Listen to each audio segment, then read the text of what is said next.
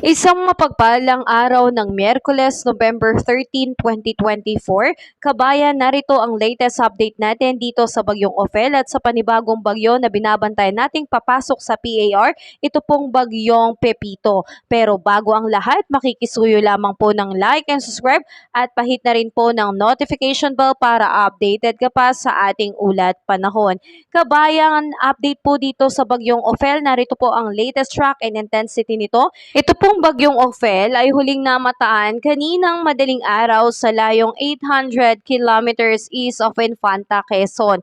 Taglay ang lakas na hangin na abot po ng 110 kilometers per hour. Nasa severe tropical storm category ngayong umaga at ito po ay kumikilos pa west-northwestward sa bilis na 25 kilometers per hour. Sa paglipas ng oras ngayong araw, kabayan, inaasahan natin na magkakaroon po ito ng rapid intensification o mabilis na paglahas. Kaya inaasahan natin pagdating ng alas 2 ng hapon ngayong araw, November 13, ito po ay nasa layong 535 kilometers east of Baler, Aurora.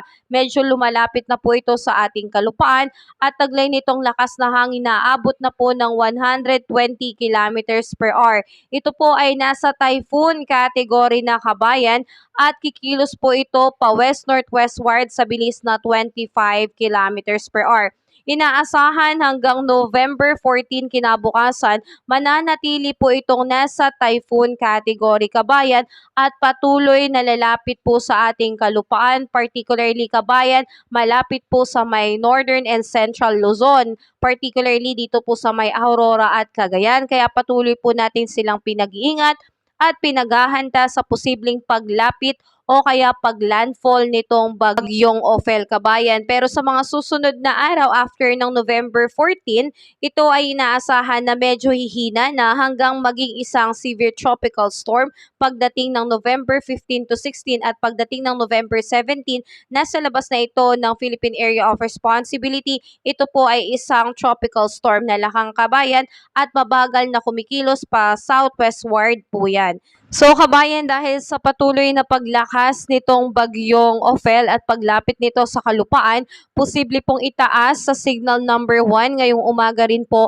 dito po sa area ng Cagayan Valley. So, makakaranas po sila ng malakas na bugso ng hangin. Pero, kabayan, tandaan mo na itong bagyong Ophel ay posible hanggang signal number 4 po ang maitaas, lalo na kapag ito po ay dumikit at naglandfall po dito po sa area po ng Northern Luzon. Kaya paghandaan po natin yan. Pero ngayon, kabayan, may panahon pa tayo para maghanda at mag-monitor dahil ito po, kabayan, ay nasa offshore. Nasa karagatan pa po ng Pilipinas, ito pong mata ng bagyong Ophel. Pero sa paglipas ng oras at paglipas ng araw, unti-unti na po itong lalapit sa ating kalupaan. Sa ngayon, kabayan, ngayong araw na ito, November 13, inaasahan na ito po ay magdudulot ng malakas na bugso ng hangin dito po sa may Catanduanes.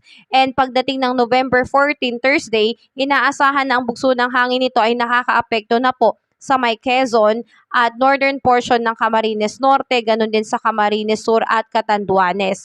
At pagdating ng Biyernes, kabayan, ang lakas na bugso ng hangin ay mararanasan dito po sa eastern portion ng Isabela and the northern portion ng Aurora. Kaya pinag-iingat po ang lahat.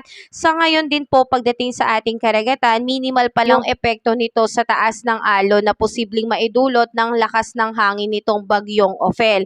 Pero inaasahan within the next 48 hours, ito po ay magbibigay na po ng mataas na alon dahil po magiging malakas na rin po ang bugso ng hangin dala nga po nitong bagyong Ophel. Kaya pinag-iingat na rin po, kabayan, ng ating mga kapatid na nakatira sa coastal localities po dito sa may eastern mainland Cagayan, Isabela, and the northern Aurora dahil yan po yung mga area na posibleng maapektuhan ng malalakas na alon na kung kinakailangan mag-evacuate ay gawin po natin, kabayan, i-secure na po natin ang ating kaligtasan. If in case, kabayan, magkaroon po ng high risk of storm surge dyan, kabayan. Kaya ingat po tayo. Sa ngayon kabayan, meron po tayong dalawang senaryo na posibleng maging ganap nitong bagyong Ophel. So unang senaryo kabayan, itong bagyong Ophel ay kikilos tuloy-tuloy pa west-northwestward over the Philippine Sea. Babaybayin po niya ang Philippine Sea at ito po ay maglalandfall sa coast area po ng Cagayan and Isabela. Posibleng mangyari yung landfall pagdating po ng Thursday, November 14, hapon o gabi.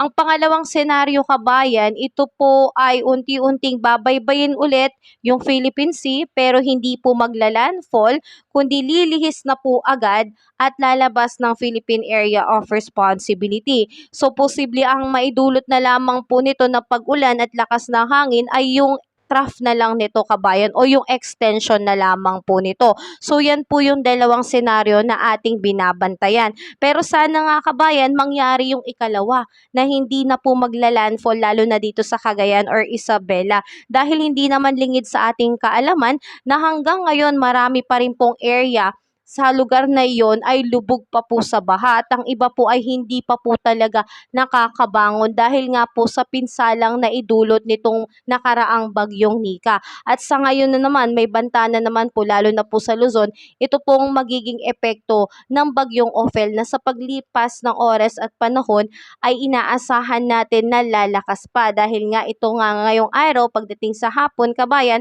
ay magiging typhoon category kabayan. At kung mangyari man kabayan na mangyari yung unang senaryo na ito po ay magla-landfall sa kalupaan natin, posibleng ma-achieve na nito kabayan yung pinaka-peak intensity nito, yung pinakamalakas na intensity na pwedeng ilabas nitong bagyong Ophel.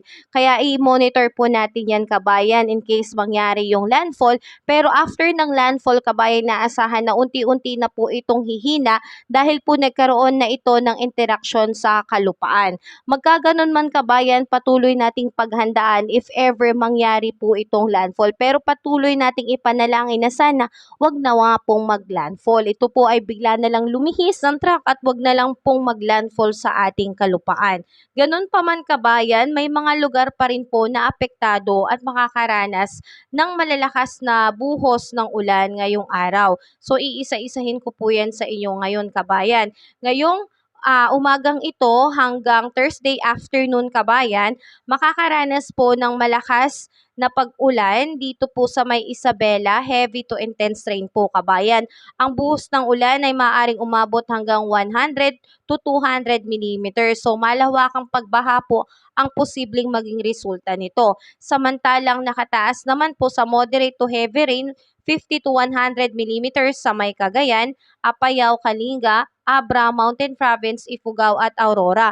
Kaya pinag-iingat pa rin po lalo na yung mga kapatid natin nakatira malapit sa ilog, posible po ang pagkakaroon ng pagtaas ng level nito at magdulot ng pagbaha. Pagdating naman kabayan kinabukasan hanggang Biyernes ng hapon, ito po ay magkakaroon na ng intense to torrential na pag-ulan. So mahigit 200 mm na po ang ibuhos na ulan nito sa area ng Cagayan at Isabela. So nakakapangamba po ito kabayan dahil posible po itong magpataas ng level ng tubig, magdulot po ng biglaang pagbaha na hanggang ngayon kabayan ay pinoproblema ng ating mga kapatid dyan sa may Cagayan at Isabela. Samantalang heavy to intense naman po 100 to 200 mm dito po sa may Apayao, Abra, Kalinga, Mountain Province at Ifugao. May banta pa rin po dyan ng malawakang pagbaha kaya patuloy tayong mag-monitor dyan sa mga area na aking nabanggit at moderate to heavy rain 50 to 100 mm sa may Ilocos Norte, Ilocos Sur, Benguet, Nueva Vizcaya, Quirino at Aurora. Kaya tayo po ay mag-monitor kung kinakailangan po kabayan na iligpit natin mahalagang gamit natin sa biglaang taas ng baha ay gawin at hihanda na rin po natin. Mainam na po na tayo po ay laging alerto.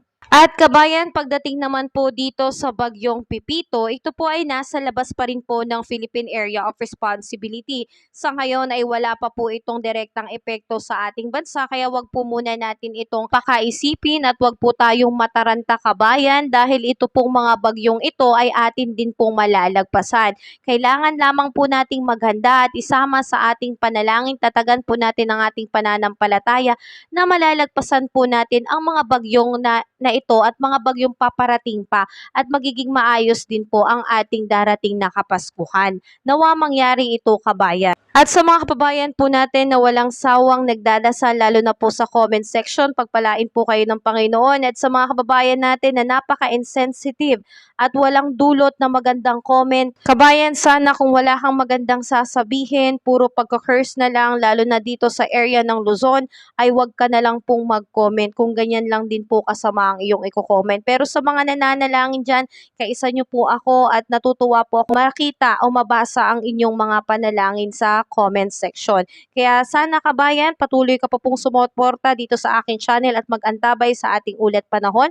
Kaya makikisuyo po ulit ng like and subscribe at pahit pa rin po ng notification bell para updated ka po sa ating ulit panahon. Salamat, God bless at ingat ka po lagi, kabayan.